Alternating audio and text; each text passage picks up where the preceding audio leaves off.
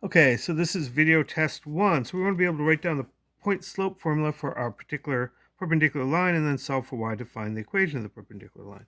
So we have y minus y1 equals mx minus x1. That's the point slope formula for a line.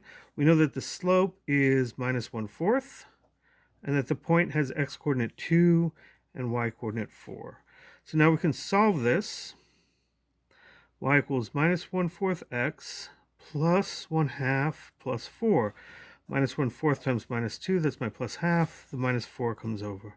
So y equals minus 1/4 x plus 4.5. And so there's our equation of our line. Now, that gives us some language here. Two lines are parallel. That means they have the same slope. Two lines are perpendicular. They meet at right angles.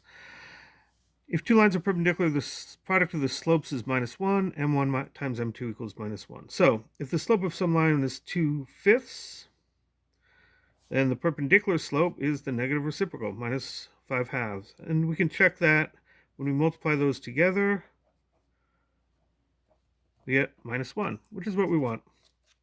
Okay, so average rate of change is a new sort of thing. The average rate of change is how fast something changes over a given period. The most common example is velocity.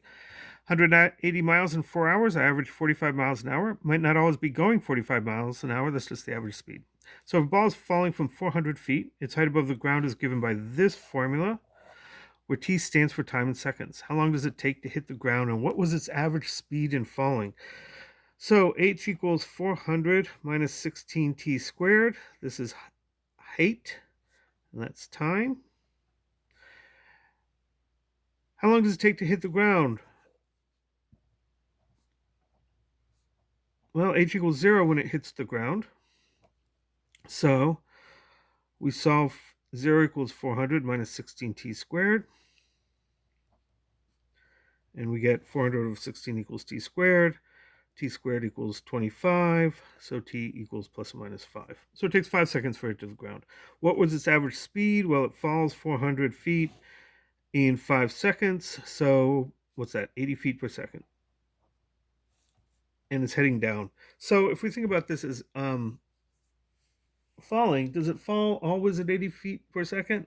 No, it's getting faster and faster as it falls, but on average, it falls at a rate of 80 feet per second.